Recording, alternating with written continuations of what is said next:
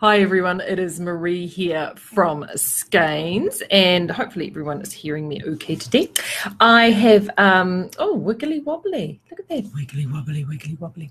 Okay, I thought I would catch up with everybody today because we've got loads to talk about and I'm away next week. So I thought I would catch up and let you know what's been going on around here at the Skeins desk. And also to talk about, and I'm broadcasting in Speakeasy today because wanting to talk about the Hattitude.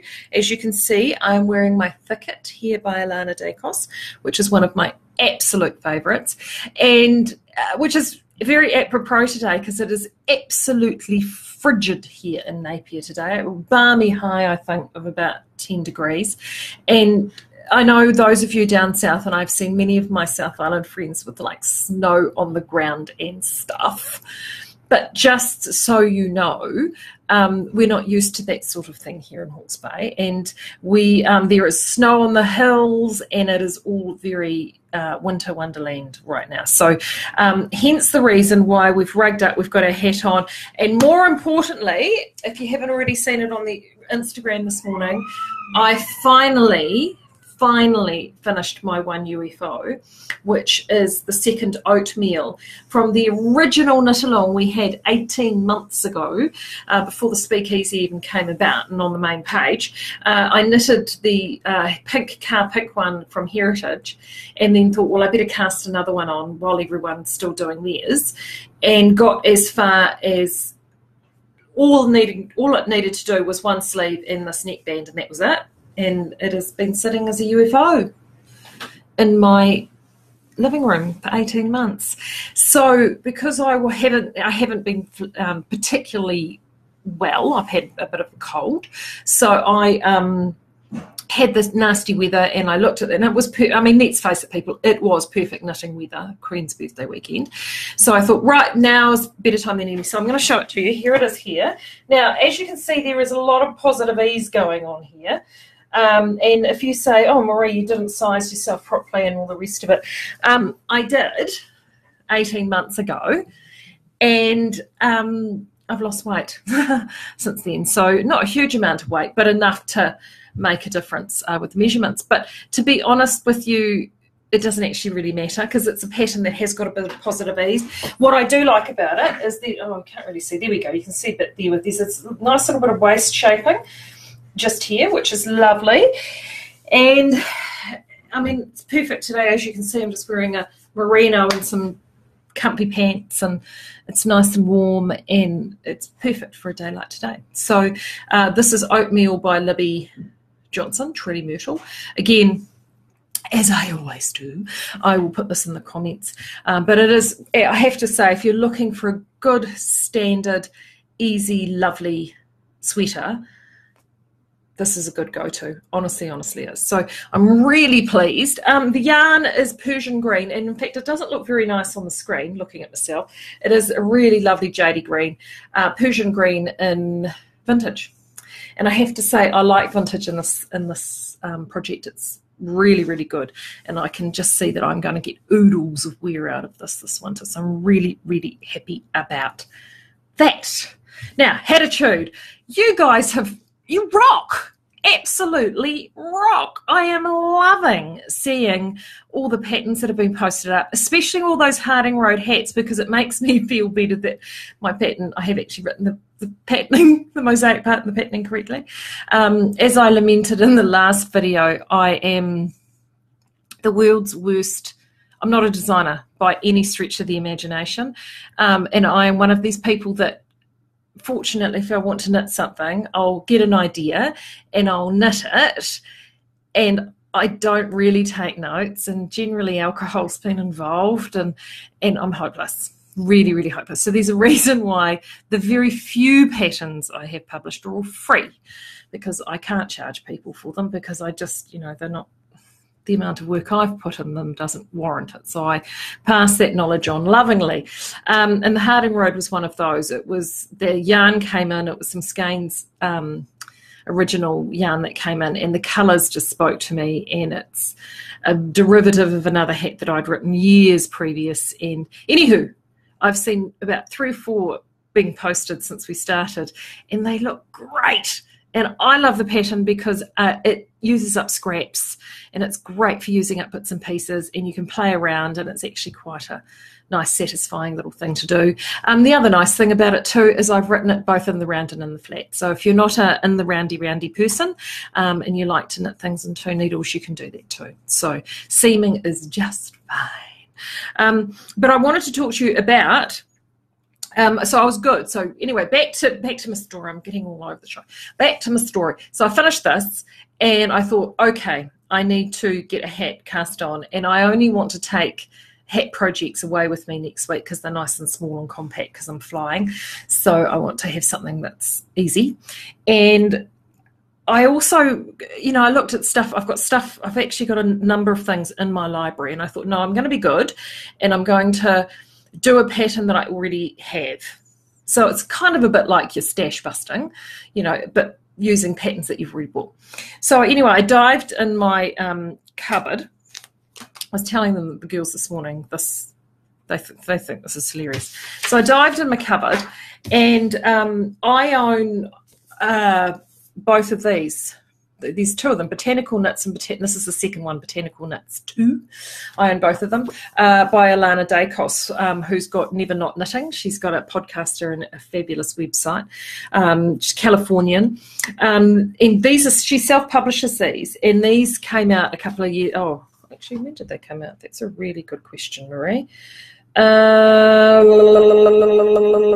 She did Coastal Knits with Hannah Fetting in 2001, and then this was out and then 2013, 2014. So they're a few years old. They're fantastic. Really, really gorgeous books. And I bought them because I like that rustic style that she had, but also too, a lot of the designs she uses are really, really sympathetic to the yarns that we can easily get down here in New Zealand, because that's the downside often, is that you can import stuff, but you sometimes have to sell a kidney to be able to do that. Whereas a lot of the patterns she has, using the style of yarns that she does, it's easy to substitute out. So I thought, and this being one of my all-time favourites, I've got two that I thrash all the time, this being one, and the other one is the Stacks hat, which I'm going to get onto in a minute. So anyway, I pulled both these books out because I've knitted about 3 or 4 hats from her various collections, and I thought, no, I'm going to knit something. It's like going to a restaurant. Who's like me, who goes to a restaurant, particularly if it's one you go to, like your favourite cafe or what have you, and you end up ordering the same thing all the time because you're not adventurous and you have to force yourself. So that's what I had to do. So I got this one out, and I thought, no, Marie, you are going to not do your favourite, which is the thicket, which is that one there. So I pulled to this one here, which is called the Ivy Trellis hat. And what drew me to it, I mean, it's interesting, she's written this using a yarn I'd never heard of, so that for starters, but it's a 75% merino, cashmere and silk yarn, so we're talking a stunningly beautiful yarn, and it was quite a smooth construction looking at it, and she's got here ore of sport weight wool or wool blend. Now, interestingly enough, see, this is the thing, a lot of Americans, and she does this a little bit with accessories too, is they tend to knit yarns sized. Does that make sense? So in this particular instance, she's got a brim using a 3.75mm needle and the main part of the hat using 4mm needle. Now, see, to me, that just says DK. Looking at that in the needle, the tension is 24 stitches over 28 rows.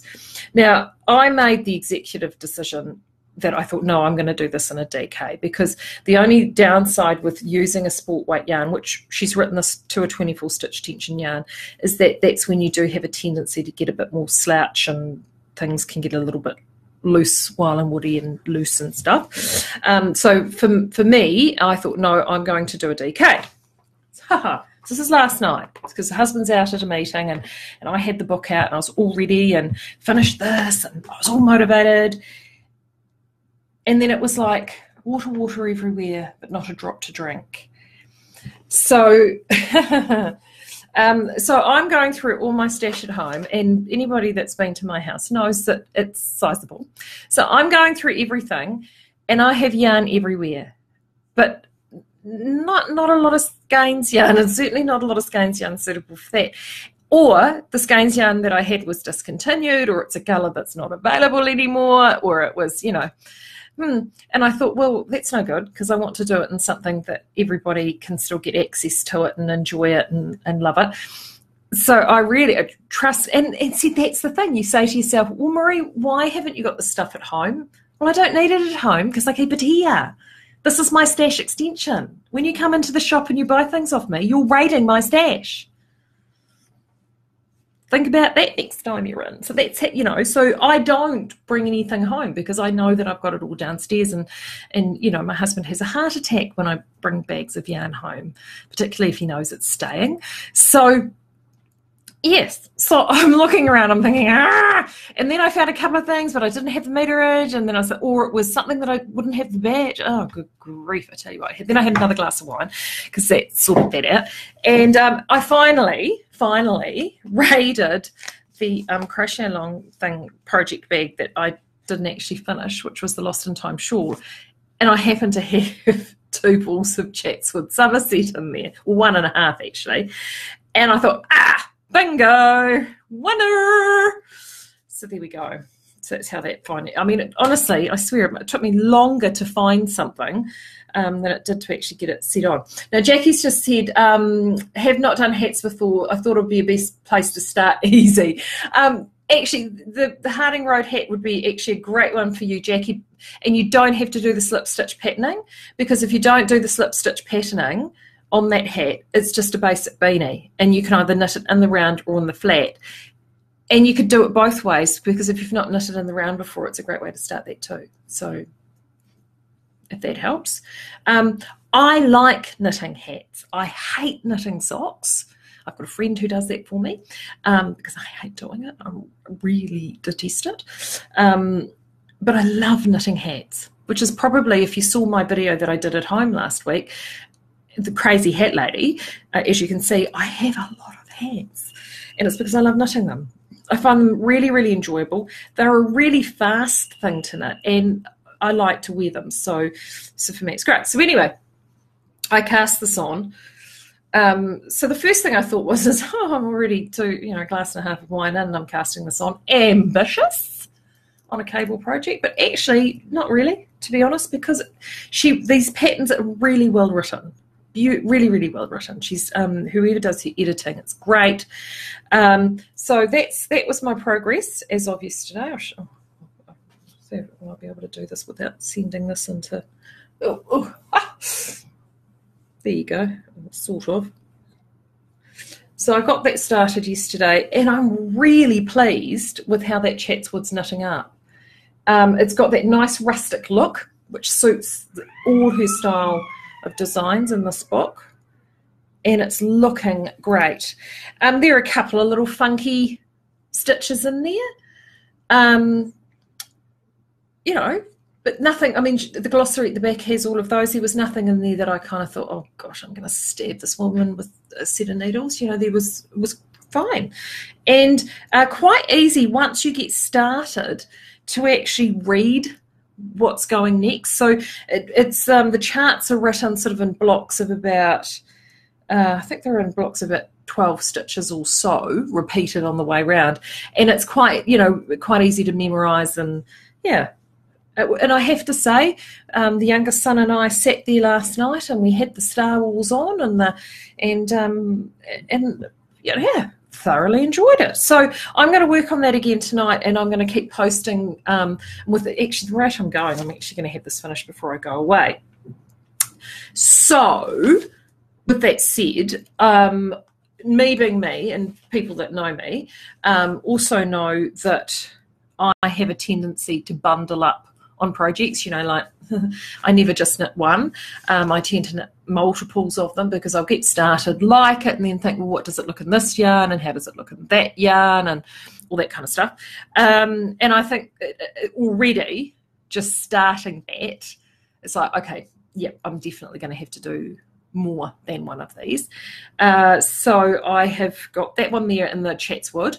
And just on the Chatswood, I mean, there are a lot of colours sold out at the moment, but we have managed to cobble together another batch of Chatswood. It's a smaller batch, but we have managed to, because the mill has been so busy, we have managed to get some extra yarn to do a different batch. The grey base is going to be slightly darker, so we are going to put some slightly different colours over it, and I'm thinking that I might have to bring back the Parnia and the brass and that we had, that inspired the Harding Road hat, because those colours were fabulous. And I think Somerset will probably stay, but they will be slightly different. But the good news is that it will be the same price, and it will be, yeah, fantastic. And for anyone who's knitted with this knows, for $3.95 a ball, this is seriously some of the best buying natural yarn that you can get on the market. Anyway, so I'm going to finish that, and then I jumped downstairs and I thought, well, I want to do something that's a two-fold yarn,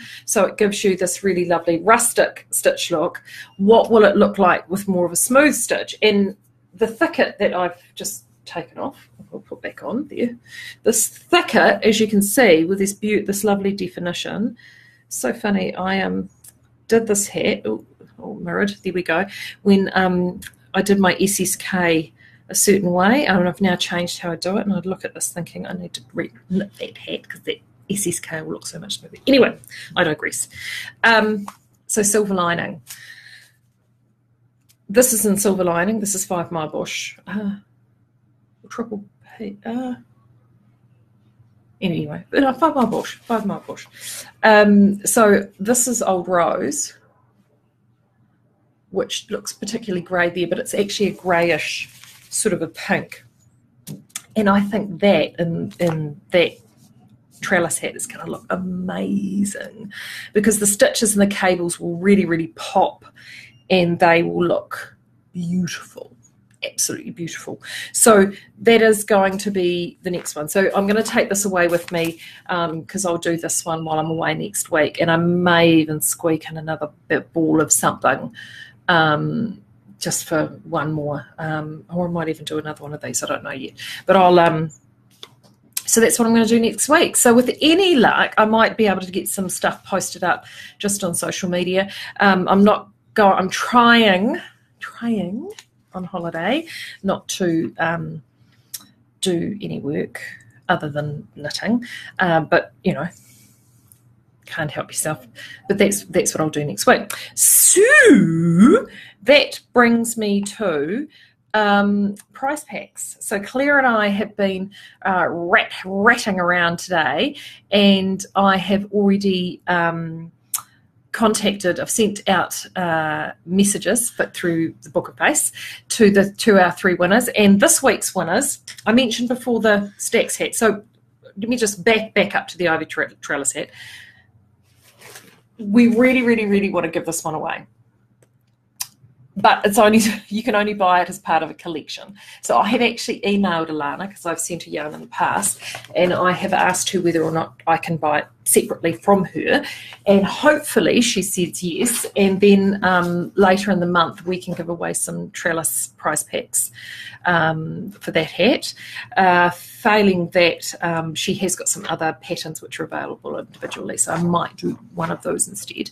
But this week, one of my other favourite hats, my second, probably my number one favourite hat, the one I wear most often, is called the Stacks hat by Karina Spencer.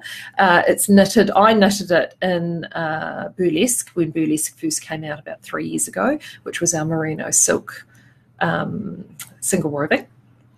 And I love it, and I thresh it, and I wear it all the time, and it's that lovely, beautiful, pewtery, steely grey, and in fact, it looks just like, and what I love about it is it looks exactly like the one in the picture. Better than a recipe, because don't you hate that? You see the picture and then you knit it, and it's like cooking something, and it looks nothing like the picture. Well, I knitted mine, and it looked exactly like that, and it still looks like that, and I love it. So we have bought 3 of these through our Rav shop, and I have sent messages to Suzanne Priest, Alison Ford, and Charmian Stone, and all of them have won one of these patterns plus a couple of balls, because I think this would look unbelievably beautiful in the pearl argent, which is the silver coloured yarn and pearl, because the pearl in that lace patterning would look amazing in the stitch definition. So I have sent you a Facebook message. So if you go to your Facebook messages and you see this random message there, that will be from me. And I've asked you to flick me through a few details so we can do that pattern purchase and get that sent to you through the Ravelry. And so there won't be any draws next week, but hopefully when I get back, I'll have some more. And I also know that Lara Nettle, who's done the Hat for Who, she has said that she will donate a Hat for Who pattern for every pattern purchased that has been made for her pattern on Ravelry. So if you buy a Hat for Who this month, that will give those patterns then can be in turn donated to other people as well. Aha. And that's, I know, I actually noticed, I think Shannon on her post posted a Hat for Who. That was one of what she posted as part of Hattitude. It's a great hat. It's absolutely fantastic. So do check that one out. So congratulations, guys. And I will do, when I get back, hopefully I'll have a video with hats that I've knitted while I was away. And we'll do some more draws and some more hat packs will go out next week. What else have I got? I've got lots today, lots and lots. Job vacancy. We'll do that next, and then I'm going to actually get onto a contentious issue, but I want to do a job vacancy. If you have been on the social media in the last hour or so, you'll notice a really gorgeous photo of wonderful Colleen, who works for us here at Design Spun at the Skeins Mill. Which I whipped down and took earlier today. She's fabulous. She's been working for us for a number of years. And I put that up because the production manager came to see me today, and we're hiring again. Things are really busy at the moment, and it's great. We're just loving it, and we are needing some more machine operators. We've had some new machinery come in from a couple of other mills, so more machines means we need more people to operate said machines. Now, I have gone and put a post both here in Speakeasy on the main page, plus I'm going to send it out in the newsletter, but do check those out. If you know anybody who lives here in Hawke's Bay who's looking for a job and wants to join the team, check those posts out, because in there is a link to a page on our website which has got all the details about the job and what you need to do to apply, which is on our skeins.com page. If you click about us, and then you'll see a page, and once you get onto that page you'll see a page there called vacancies, and that has all the information there. So if it's not you yourself but someone that you know, yeah, we'd love to hear from you, and send all your details through, and we can hopefully get you as part of the Skeins / Design Spun team. So that's really exciting. Really, I mean, this one machine in particular is amazing that's just arrived. So yeah, very fun times are happening here. Lastly, I wanted to talk about a little contentious issue around knots, and it came up. I've noticed it's sort of been bubbling along on social media. It comes and goes, and it's been bubbling along again just lately around what is acceptable in terms of knots and yarn. And it actually came up in another group, which is a yarn that we manufacture here, and we also sell. We sell a lot of yarn, of that particular yarn. And I thought, well, actually I'm going to address it here in Speakeasy as well, because education is power, and the more knowledge I can impart to you, you then know. And so what has come up in that particular instance was they had a ball of premium yarn, 100, I think it was a 50 or 100 gram ball, and there was a knot in it, and they were quite annoyed. I mean, let's face it, we're all annoyed when we get a knot. Who wants a knot in your yarn? I mean, it's an arseache. I mean, it's a real pain. But unfortunately, there is no such thing as knot-free spinning.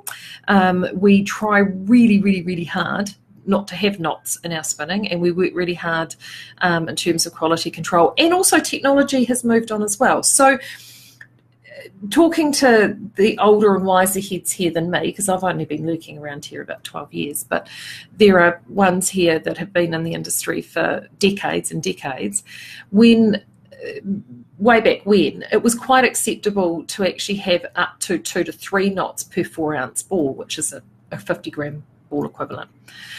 We today work on 1 knot per 50-gram ball as being acceptable. Now, that by no means that every single 50-gram ball we have has got a knot in it. It just means if there is 1 knot in there, that's, hey, we're really sorry about that, but that is, that could happen. How do the knots happen? So the knots, primarily for us, you'll come across a knot in a yarn that is either a very fine count, so that's 4-ply or below, or it is a yarn that is made from superwash fibre, which is the shrink-treated fibre. And the reason for that is because we now have these really amazing sort of guns that are basically the felting guns. So on yarns that will felt together, you can actually, if you get a split or a snag or a break, and there's multiple machines that we have here that can create a break. It could be on the spinning frame, which is most often where you'll come across a knot. A spinning frame, it could be on the reeling machine, it could be in the caking, it could be in the back winding. There are so many different processes where this yarn is placed under tension and moved around and it could snap. So those felting guns are fantastic. So they leave you basically your own version of a Russian join. So you can just knit through that, and it might be a little bit knobbly, but it's neither here nor there. We try really hard not to have knots. If you strike a knot, obviously if you're working in the flat or you have a beginning to your work, you want to try and minimise your knot there. Another way to do it is to actually undo your work back, just a handful of stitches, sort of 10 or 12 stitches until you've got a decent amount of length. Then have a big long tail, continue your work, and then cut your knot out or unravel your knot, and then basically weave your ends in through the centre of the work, which is often what you have to do if you're working in the round. So yeah, don't get too upset if you have concerns about knots. If you do get copious numbers of knots, and this does happen, sometimes we'll have something and it has been missed in quality control and the knots come through, let us know. Let either the retailer or the person you purchased the yarn know, or let us know if you've got it from us, because we will always stand by our products. So, don't panic if there is a knot there.